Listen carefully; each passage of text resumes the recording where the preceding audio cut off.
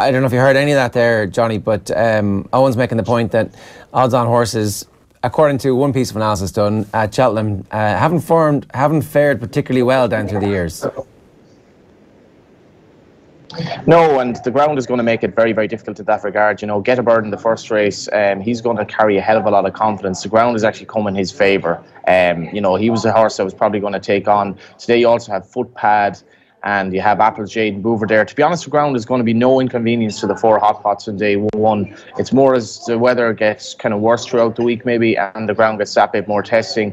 I think you're going to see some erratic results, but it rained so much yesterday, it's hard to explain. It was just so unexpected. It basically never stopped raining all day, and it's a strange Cheltenham. You know, it just feels a little bit different to normal, but hopefully we get a dry day because it's badly needed. Okay, so just in terms of the rest of the betting then today, is there anything in particular that stands out to you as suddenly having a much greater chance given the quality of the weather over the last 24 hours?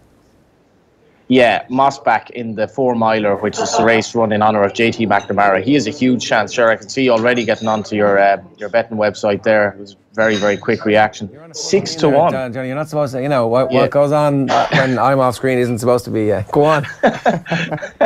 6 to 1 on day one. Lisa O'Neill, of course, Dublin rider. She won the race last year for Gigginstown and Michael O'Leary and for Gordon Elliott. So history can repeat itself here. I'm much sweeter on Get a Bird the first race than I was because of the ground. But have a little savour on Debuchet at around about 33 to 1 in the first race as well. Okay, so Debuchet each way, obviously at 33 to 1 in the first race. And why suddenly a bit more sweet on Get a Bird in the first?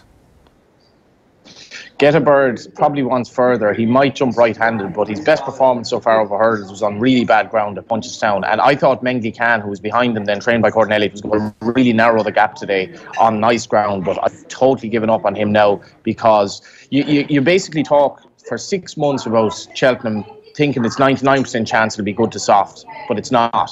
So you have to kind of revise your opinions on the eve of the race, and Get a Bird is going to carry a lot more confidence now. I think he'll be well back in the first race since Ruby Walsh kind of back riding at Cheltenham as well. He may try to go out in front, but the ground is going to make it a lot easier for him. Like us all, he's been a little bit fragile. One of the big contenders in that race as well is going to be Kalashnikov, and everybody seems to be talking about this performance at Newbury recently where he took off after the last hurdle in, I think, similar enough conditions, but you've got the trainer Amy Murphy who's saying that she'd rather it wasn't raining as hard, but then at the same time, you know, it's Amy Murphy. If it was a bigger name, if this was a Mullins horse or an Elliott horse, you'd suspect that Kalashnikov would be even shorter odds.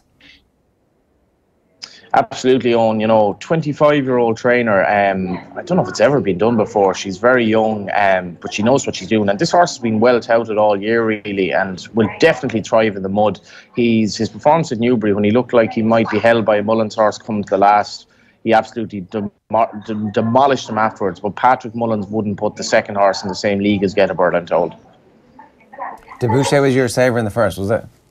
Yeah. Trained by Mags Mullins, who would be a sister-in-law of Willie Mullins, a really, really shrewd trainer, great operator down in Carlow. And she's not sending him over for the day out. Like she wouldn't be sending the horse over unless she thought a good chance. And he was second in the champion bumper last year with 2 very good horses behind him. All right.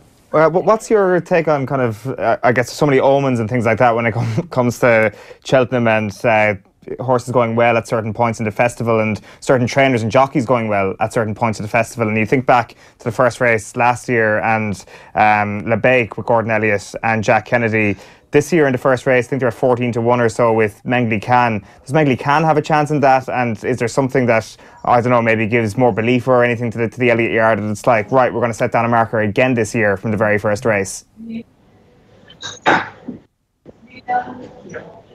Oh, the sound's gone. Can you hear that, Johnny? Wondering about Mengli Khan's chances in the first. There you go. That's a bit random. I guess we'll get John Duggan on a little bit later on at around 9 o'clock to finally give us some answers to these deep questions that we have about horses like Mengli Khan. That was certainly one last year that I realised things aren't going to go well for me this year. Because was it Mellon that ran in the first? last year? Oh, wait. No, go on. You go and ask that question again. It was this. I'm trying to recall last year, Johnny, about Mullins' horse in the first. Was it Mellon that got beaten by the Bake? And I was just wondering about Mengele Khan in the first this year. If we might see a repeat. I know it's 14-1 now, but if we might see a repeat of Elliott and Jack Kennedy kind of delivering a turn up for the books, really. I was sweet on that horse on until the ground changed. I mean, he was well behind Gettable the last day on soft to heavy grounds. He's a flatbred horse. Normally they want nicer ground. I thought he'd a great chance of getting closer today, but not anymore, because there's no real reason on similar ground to Punchestown why he should reverse the form. It's just unfortunate. A lot of horses have been prepped for this festival all year, and now they're getting terrain that wasn't suitable at all. But the mentioning omens, it's a big week for Jack Kennedy. He's only still a teenager. He doesn't turn 19 till April. He has some really big rides, notably Samcro on the Wednesday, and they will be disappointed though with the ground for Mengele Khan in the first, so I wouldn't be with him. Tell me a little bit then about what you expect from Willie Mullins and from Ruby indeed, because we haven't seen that much of Ruby obviously through injury this year so far. Yeah, he had a nice kind of prep for having a winner at Thurles on Thursday, and he's taken it fairly easy to come back. He didn't rush himself back. He's getting on a bit, and I wouldn't really worry about Ruby. The big thing is he doesn't really have that many difficult rides. If you're riding the likes of York Hill, which he isn't today in the Champion Hurdle, I'd be a little bit worried, because maybe he's not going to be at 100%, but he'll be at 98, 99%. It wouldn't bother me at all. Willie's horses are coming here in excellent form. He had a 4-timer there at the weekend. And you know yourself, Jared, an awful lot of Irish money is going to rest on Willie and Gordon Elliott. I think between Willie Mullins, Gordon Elliott and Nicky Henderson, they account for, I think, 3/4 of the favourites at the meet. Okay, so you would expect a big weekend, certainly from the two Irish lads anyway. That there's nothing in the build up to this to suggest that we won't have maybe not as amazing as last year, but certainly right up there. Absolutely, it's going to be a big weekend for a lot of Irish lads, I would have thought. All right, we'll let you go. And a crack is good this year with all the rain, or does it dampen spirits in any way? It dampened it yesterday, but there were only kind of, the track was only really journalists and kind of, I suppose, the obvious personnel. But no, it'll get going today. And, if you have a few Irish winners today, it'll be Party Central later on. Here's hope. All right, so Mossback is the main tip in terms of the weather. Anything else you want to give us before you go? Mossback, and I would be fairly sweet on Footpad as well in the Arkle. I think he's a great chance. And the Plotting Shed in the last race each way, can't go wrong each way for Gordon Elliott. All right, good stuff. Footpad and the Plotting Shed. The Plotting Shed. It's the Plotting, but we'll look it up. The Plotting Shed, yeah. Cornelius Lycett was on the show last night and also tipped the Plotting Shed. And it seemed a little bit of a tip that I was like, nah, he's only saying the Plotting Shed because it's a good name. But then I realised it's Cornelius Lycett, and he's a racing journalist, and he knows a little bit more about this thing than we do. And Johnny Ward's obviously just after tipping him as well. So the Plotting Shed is going down on my A4 sheet of paper right there. What are we looking at there? So the Plotting Shed. The Plotting Shed. Yeah, exactly. 7-1. We might get into this over the next couple of days, but I'm not sure if you subscribe to the idea that we badly need English winners this year. That it's getting to the point of ridiculousness at this stage that, obviously Irish racing is in rude health at the moment, but there's only so much kind of English beating we can really handle. We need to lose a festival for us to enjoy the wins again. No. We do though. No. No. It's like the Ryder Cup. It's like, oh, it's terrible. We keep beating America. Oh, and then you realise that it's very important that we continue to beat America and rub their faces in the dirt.